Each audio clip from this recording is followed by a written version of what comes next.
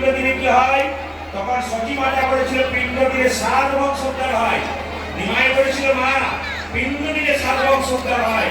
কিন্তু কোন বংশে একজন কৃষ্ণ ভক্ত সন্তান জন্ম নিলে তার 7 বংশ নয়, তার 14 বংশ উদ্ধার হবে।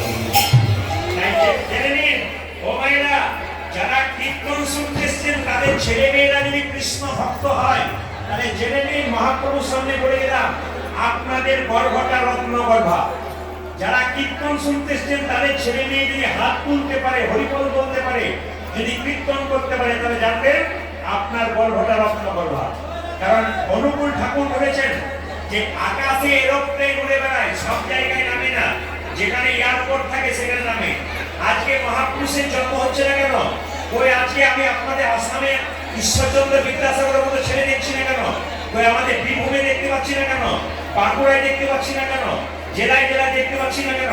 তার মানে কি মহাপুরুষের আত্মা চারিদিকে ঘুরে বেড়াচ্ছে, ঠিক মতো প্ল্যাটফর্ম পাচ্ছে না, তাই আসতে পারছে না। ও মা, আপনাদেরকে বলে রাখি, পেটে বাচ্চা থাকাকালীন ভগবানের চরণে প্রণাম করতে হয়, তুলসী মন্দিরে জল দিতে হয়, তুলসী মন্দির পরিক্রমা করতে হয়, গীতা পড়তে হয়, সাধুগুরু বৈষ্ণবের চরণধুলি মাথায় দিতে হয়, ওনাদের উচ্ছিষ্ট প্রসাদ খেতে হয়, হরিনামের আসরে একটু ঘোরায় ঘোরাঘুরি দিতে হয়। দেখবেন আপনাদের আনন্দে জীবন সুন্দর হয়ে।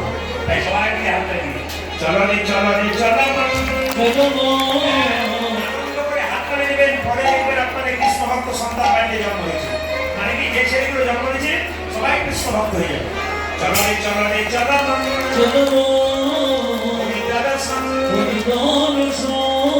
জয় রাধে জয় কৃষ্ণ জয় বৃন্দাবন।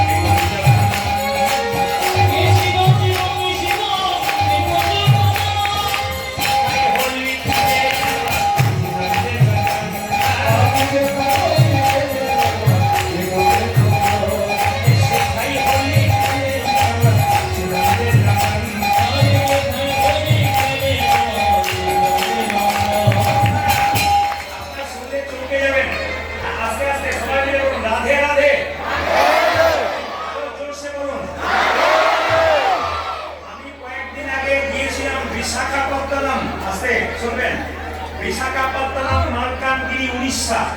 আমি কয়েকদিন আগে গিয়েছিলাম, ফেসবুকে দেখতে পাবেন, আপনার শুনলে চমকে যাবেন ভক্তের চরিত্র কেমন, ভক্ত কেমন হয়। তো ওখানে আমি ওই হরিচাঁদ ঠাকুরের জায়গাতে কীর্তন করলাম, মানে ওখানকার যারা কৃষ্ণ ভক্ত মানুষ তাদের জায়গা নেই কীর্তন করার। সেই সময় দেখবে একটা সাইড রোড এসেছিল, জায়গা নেই, হরিচাঁদের আশ্রমে হলো 10 থেকে 15,000 মানুষ একটা থই থই করছে। আর সুন্দর ব্যাপারটি, ওরা একটা করে আসন এনেছে আর এক বোতল করে জল এনেছে, আর কীর্তন শুনতে বসে কারো দিকে তাকাচ্ছে না, মাথাটা নিচু করে চুপচাপ শুনছে। আর যখন ভেতরে একটু কৃষ্ণ প্রেম যাচ্ছে, হাত তুলে চোখ থেকে গড়গড় করে জল করছে, আবার আনন্দ করছে, নাচছে। আমি চাই প্রত্যেকটি হিন্দু সমাজের, হিন্দু পরিবারের মানুষকে এভাবে কীর্তন শোনাতে।